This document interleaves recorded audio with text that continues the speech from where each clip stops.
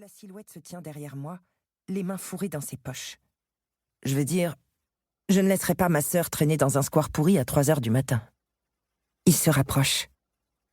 Ses traits ciselés par la nuit, sous la capuche de son sweatshirt noir, rendent l'identification difficile. Je cligne des paupières en tentant d'évaluer le danger, tout en restant figé sur le siège en caoutchouc.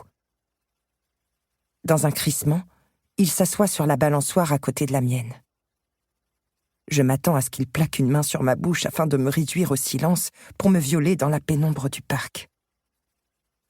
Le souffle coupé par cette image affreuse, j'agrippe les lanières de la balançoire jusqu'à me faire mal. Mais rien. Il sort simplement une cigarette de sa poche et la coince entre ses lèvres. J'observe avec effroi la flamme du briquet qui s'approche de cette bouche bien tracée, avant que la fumée qu'il aspire en tordant légèrement les lèvres s'estompe dans l'obscurité. « T'attends ton mec ou ton dealer ?» demande-t-il, tournant son visage vers moi.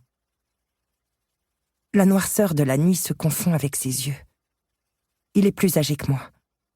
Et à ce que je vois, objectivement bien plus beau que la majorité des gens. J'attends de me réveiller. Il pince la cigarette entre ses doigts, hausse un sourcil, l'air curieux. De te réveiller ? Puis, toujours sur le même ton insouciant, « Ah, je comprends mieux, tu fais du somnambulisme. » Un maigre sourire étire mes lèvres, mais je le ravale aussitôt en me souvenant que je m'adresse à un inconnu. Même s'il ne semble pas avoir de mauvaises intentions, je dois rester sur mes gardes. J'ai appris il y a longtemps que les apparences étaient trompeuses. « Tu devrais partir avant de tomber sur les mauvaises personnes, » m'avertit-il en désignant du menton les bouteilles d'alcool qui jonchent le sol. Le parc a déjà reçu de la visite. Demain matin, des parents désespérés jetteront les preuves dans la benne à ordures au bout de la rue pour éviter qu'un enfant ne se blesse avec des éclats de verre. Peut-être que je les ai déjà rencontrés. Chez moi. Ce qui est dangereux se trouve chez moi. T'as juste l'air d'une merdeuse qui fait le mur pour faire chier ses parents, ou qui attend un mec pour baiser sur la banquette arrière de sa polo. Je pencherais plutôt pour la première option. T'es encore en pyjama. Je ne suis pas... Tentais-je de me défendre. Mais il écrase le mégot sous la semelle de sa chaussure en ne m'écoutant déjà plus et se lève. Après avoir rougeoyé pendant encore une seconde, la cigarette à peine consumée meurt sur le gravier.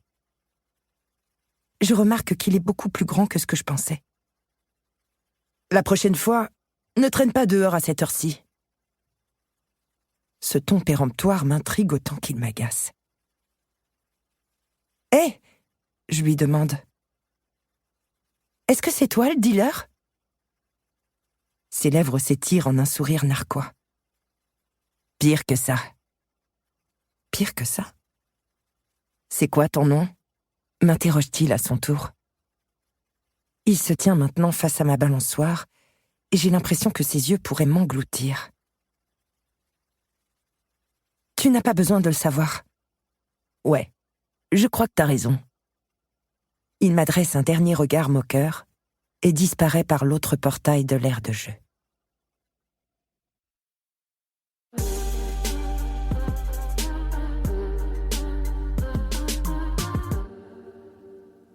Chapitre 1.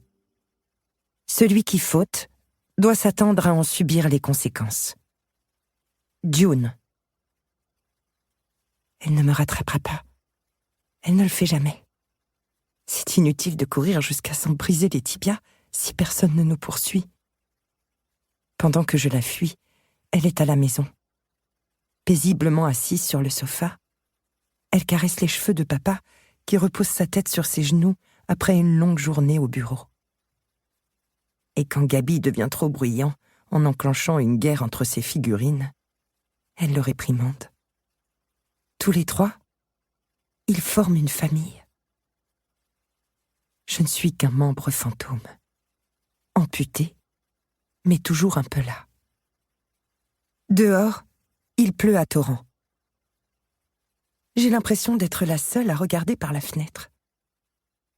La pluie violente et épaisse s'écrase sur le béton dans la cour, s'ajoutant au grattement de... Pour continuer à écouter ce livre audio gratuitement, cliquez sur le lien dans la description et vous pourrez l'écouter en entier sans frais grâce à l'essai de 30 jours d'Audible.